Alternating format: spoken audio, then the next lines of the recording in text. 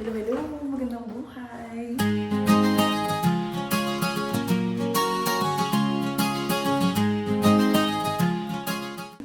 So, today is lazy Saturday. We're going to the pond!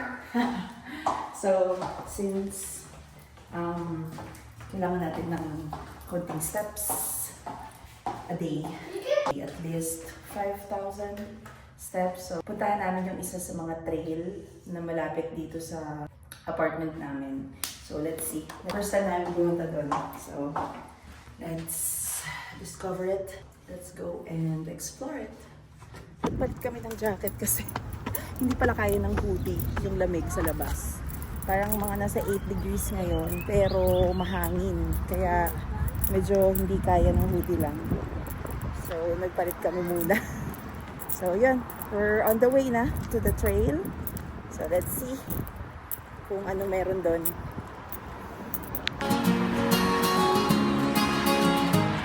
Bale, siguro mga 5 to 10 minutes lang to from our apartment. Hindi pa namin siya napupuntahan ever. Siguro nga kasi last year, hindi pa talaga kami sobrang gala. And now, gusto ko talagang explore yung mga trails. Gusto rin namin maturuan yung mga bata ng ganito, yung mga trekking, mga walking na ganito. Para matutunan din nilang ma-appreciate ang nature. Ayan, dito tayo sa Sifton Bog Natural Area. Oh, may mga sasakyan din.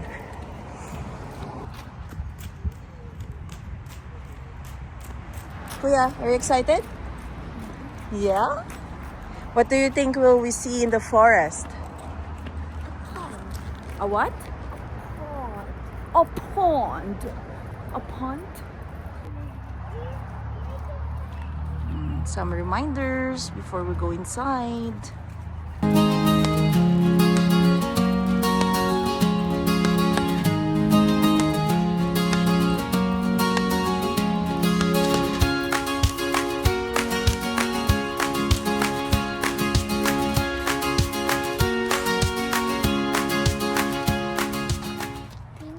Yes. There's going to be wildlife. Wildlife, yeah. Yeah. And there's a pond, as you said earlier. There's a pond. Hehe. Also, there's what is this? Yeah. It's a Northern picture frame. Yeah. Matagal ko nang gustong gawin tong trekking na to yung maglakad sa mga trails kasi nga yun nga gusto rin naming i-introduce sa mga bata yung ganitong klaseng hobby kasi very relaxing siya at maganda talaga siya sa mental health. So, totoo lang, di ba? Pag yung nakakakita ka ng nature. So, ngayon, since technically hindi pa ganun katagal na ang spring, so, ngayon pa lang talaga medyo nag-start. Kaya, ayun, ngayon puro putik pa lang siya at walang dahon yung mga puno.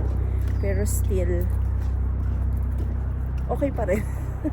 Okay pa rin naman siya. At least, alam na namin, pagbalik namin, tansyado na namin yung layo, kung matotolerate ba ng mga bata, ganyan.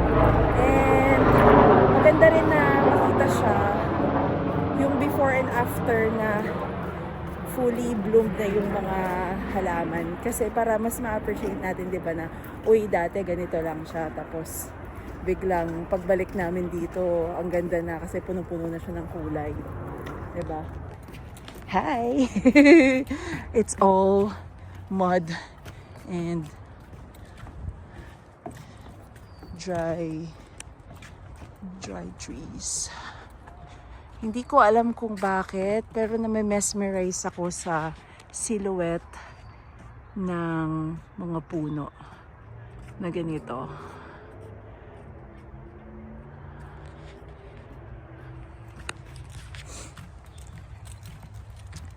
Let's go, kuya. Isa to sa mga favorite hobby or activity na ginagawa ng mga Canadians. Kasi maraming mga trails na ganito all around Canada. Kahit dito sa London pa lang, ang dami ng mga ganitong trails. So, yun nga, marami kang choice. And sa maraming area, ayan, may mga tao pala sa harap. Yun lang, huwag ka magte-trekking ng gabi kasi maraming coyote. Medyo wild sila, so dangerous. So maganda yung mga ganitong panahon. Actually walang araw eh. Ang ganda sana dito kung may araw. Kuya! Hi! Ano pa kayo makikita natin dito? Okay naman yung ano oh, yung walkway. Ano naman siya?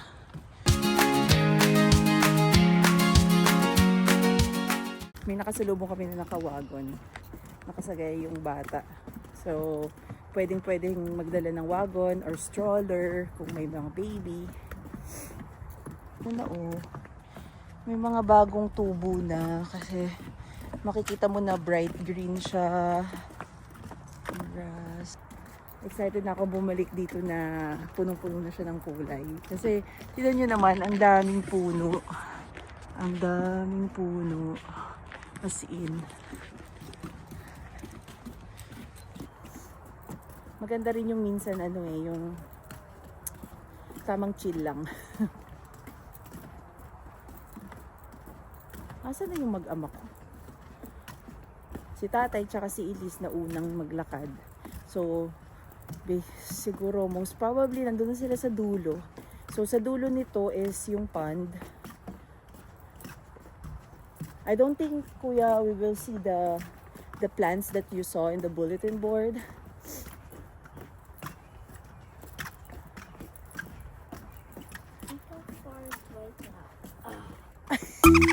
Goodness, I caught that in the video.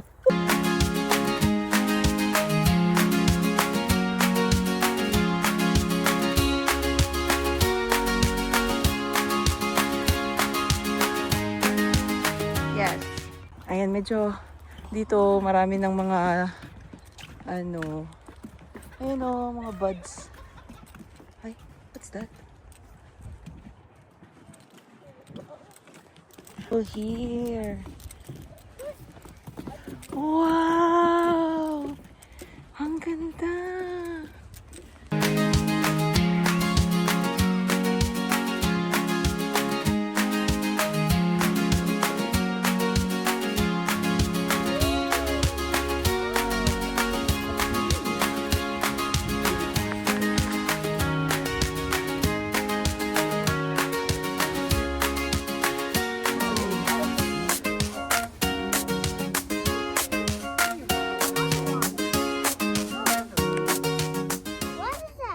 What is that?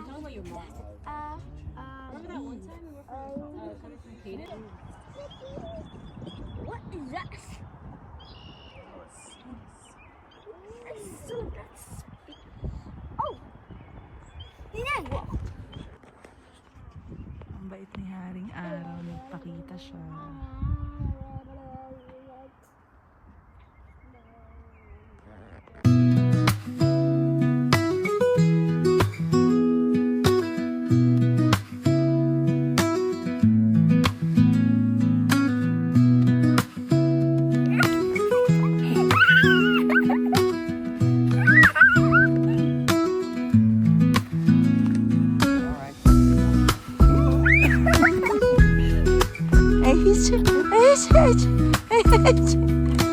Ay, daya mo ha. May pakarga ka kay tatay ha.